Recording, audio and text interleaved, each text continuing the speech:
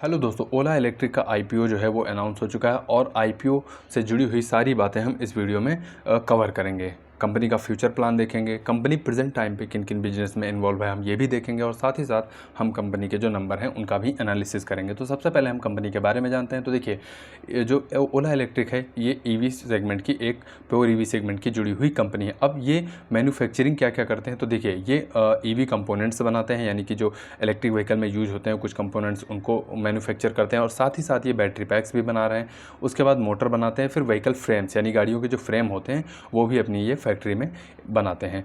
तो ये हुआ कंपनी के बारे में हमने जाना। उसके बाद फिर चलते हैं इनके व्हीकल पोर्टफोलियो के बारे में जानेंगे कि प्रेजेंट टाइम पे कंपनी के पास कौन कौन से पोर्टफोलियो हैं। अगर इनके व्हीकल पोर्टफोलियो को हम देखते हैं तो देखिए ओला S1 प्रो हो गई, ओला S1 एयर हो गई, ओला S1 X प्लस हो गई। तो ये इनके सारे पोर्टफोलियो व्हीकल हैं। अब इनके अगर हम प्राइस की बात करें तो आप प्राइस देख पा रहे हैं, ये सभी जो हैं गाड़ियों के प्राइस अलग अलग दिए हुए हैं। रेंज की बात करते हैं तो देखिए इनकी रेंज भी अलग अलग, किसी की 190 किलोमीटर, 151, फिर किसी की 91, फिर किसी की 195 किलोमीटर भी है। तो ये इनका प्रेजेंट टाइम पे व्हीकल पोर्टफोलियो है और प्रेजेंट टाइम पे इसमें 6 ही गाड़ियां हैं और एक शायद अभी और ऐड हो गई है। 7 गाड़ियों का इनका जो है प्रेजेंट टाइम पे पोर्टफोलियो रहा है। अब फ्यूचर को लेकर कंपनी का क्या पोर्टफोलियो, अगर हम उसकी बात करते हैं तो फ्यूचर को लेकर कंपनी स्कूटी सेगमेंट से हट के मोटरसाइकिल सेगमेंट में भी आने के लिए तैयार है। अब देखिए, अगर हम सेगमेंट की बात करते हैं तो यहाँ पे इस सेगमेंट में आप देख पा रहे हैं इनके जो फ्यूचर के प्लान हैं, डायमंड हेड ये गाड़ी हुई, उसके बाद एडवेंचर ये गाड़ी भी इनका फ्यूचर का प्लान है लाने का। उसके बाद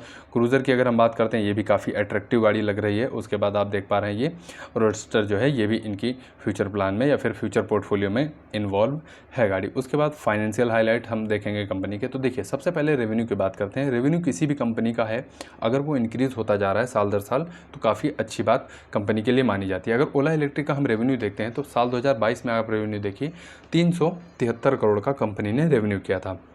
रेवेन्यू अगर हम 2023 में देखते हैं तो 2630 करोड़ का किया है। वहीं अगर हम फाइनेंशियल ईयर 24 में रेवेन्यू देख रहे हैं तो 5009 करोड़ का, यानी कि 5000 आप मान लीजिए रफली कंपनी ने रेवेन्यू किया है। तो रेवेन्यू आप देख पा रहे हैं साल दर साल हमें इंक्रीज फॉर्म में देखने को मिल रहा है। रेवेन्यू के बाद कंपनी अभी प्रॉफिट नहीं कर रही, इसलिए लॉस की बात करते हैं हम, लॉस बिफोर टैक्स। तो देखिए साल 2022 में इनका जो लॉस था 784 करोड़ था।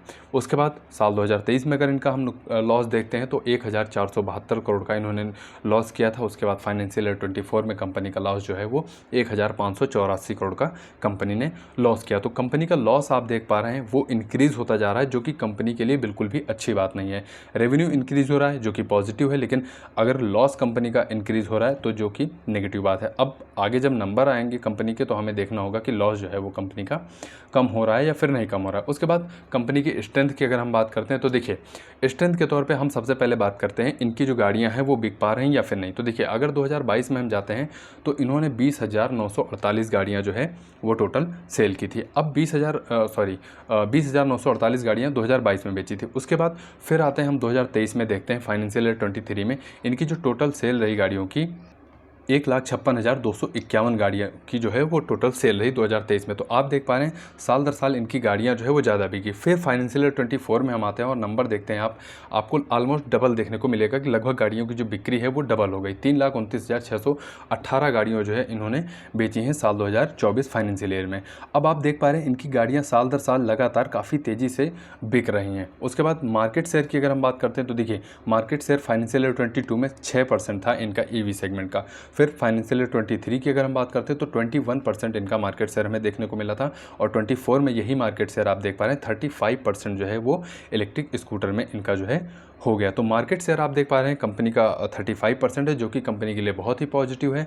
और अगर हम यूनिट सेल की बात करते हैं तो वो भी लगातार साल दर साल हमें इंक्रीज होते हुए देखने को मिल रहा है। दूसरा पॉइंट क्या है, तो दूसरा पॉइंट हम देखते हैं ओला गीगा फैक्ट्री, जो कि तमिलनाडु में अभी उस पर काम चल रहा है। तो इनका प्लान ये है कि इस फैक्ट्री में जो ये है अपनी बैटरी या फिर सेल जो है वो खुद ही मैन्युफैक्चर करेंगे। अभी 37% के आसपास जब इनका RHP पड़ रहा था तो 37% के आसपास ये चाइना पे डिपेंड है। वहाँ से ये जो है अपना जो भी कंपोनेंट होता है, जो भी ज़रूरत होती है वो इंपोर्ट करते हैं। उसके बाद गवर्नमेंट PLI स्कीम जो है काफ़ी सपोर्ट कर रही है ओला इलेक्ट्रिक को, क्योंकि गवर्नमेंट की तरफ से इलेक्ट्रिक गाड़ी आप जब भी लेंगे तो कुछ ना कुछ आपको परसेंट जो है वो सब्सिडी के तौर पे डिस्काउंट होता है, और गवर्नमेंट की तरफ से इन कंपनियों को भी काफ़ी सपोर्ट किया जा रहा है। फिर वीकनेस की तरफ चलते हैं, तो कंपनी की कुछ वीकनेस भी, अगर हम वीकनेस की बात करते हैं तो सबसे बड़ी कंपनी की जो वीकनेस है वो है लॉस, क्योंकि कंपनी अभी प्रॉफिट नहीं कर रही है। अगर हम लॉस की बात करते हैं तो देखिए फाइनेंशियल ईयर 24 की अगर हम बात करते हैं तो 1584 करोड़ का कंपनी ने लॉस किया है। एक साल पहले जाएंगे यानी 23 में अगर हम लॉस देखते हैं तो 1472 करोड़ का, और उससे पहले 784 करोड़ का कंपनी ने लॉस किया था। तो लॉस आप देख पा रहे हैं साल दर साल हमें इंक्रीज होते हुए दिख रहा है, जो कि कंपनी के लिए बिल्कुल भी अच्छी बात नहीं है। अब आगे कैसा कंपनी का फ्यूचर रहता है वो हम बात करते हैं।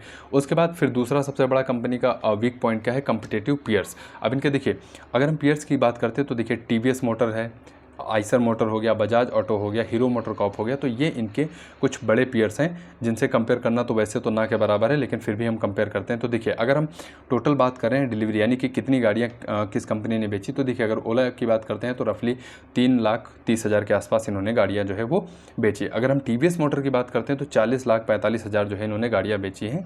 और अगर हम आइसर मोटर की बात करते हैं तो आप देख पा रहे हैं ये 9,12,000 गाड़ियाँ।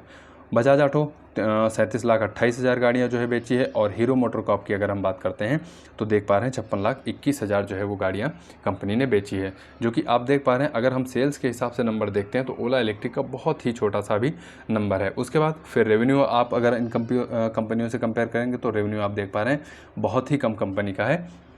तो ये एक थोड़ा सा चैलेंज रहेगा, क्योंकि इनके जो पीयर्स हैं वो काफ़ी स्ट्रेंथ और बड़े प्लेयर हैं, जो कि जहाँ से ये कंपनी जो है वो कंपटीशन में है। एट्रिशन रेट क्या होता है, जैसा मैंने IT कंपनियों का जब मैं एनालिसिस करता हूँ तो मैं आपको बताता हूँ 100 एम्प्लॉय में से कितने एम्प्लॉय जो है वो जॉब छोड़ रहे हैं। तो अगर FY 24 में बात करते हैं तो 44.25% जो है एम्प्लॉय जॉब छोड़ रहे हैं। अगर हम 23 की बात करते हैं तो आप यही परसेंटेज देखिए, लगभग 50% के आसपास था, जो कि काफ़ी अच्छा नहीं कहा जाएगा कंपनी के लिए। एट्रिशन लेवल किसी भी कंपनी का अगर जितना कम होता है वो कंपनी के लिए काफ़ी अच्छा माना जाता है। उसके बाद IPO से जुड़ी हुई कुछ डिटेल हैं वो मैं आपको बताता हूँ। उससे पहले मैं आपसे एक रिक्वेस्ट करूँगा कि अगर वीडियो अभी तक आपको पसंद आया हो तो वीडियो को लाइक करिए, शेयर करिए, और चैनल को दोस्तों ज़रूर सब्सक्राइब करके रखिए अगर आपको मैं 0.5% भी इस वीडियो से जानकारी दे पाया हूँ। उसके बाद फिर IPO के बारे में डिटेल में बात करते हैं। तो देखिए IPO की बिडिंग स्टार्ट डेट है 2 अगस्त, यानी कल से शुरू हो रही है, 6 अगस्त तक बिडिंग होगी। उसके बाद प्राइस बैंड की अगर हम बात करते हैं तो 72 रुपये से 76% जो है इनका प्राइस बैंड रहा है। लॉट साइज़ की अगर हम बात करते हैं तो 195 शेयर का इनका एक लॉट होगा, और अगर एक लॉट की हम बात करते हैं तो 14,820 रुपये जो है मिनिमम इन्वेस्टमेंट करना होगा एक लॉट के लिए। वीडियो कैसा लगा कमेंट बॉक्स में आप ज़रूर बताइए। आपके कीमती समय के लिए आपका बहुत बहुत धन्यवाद।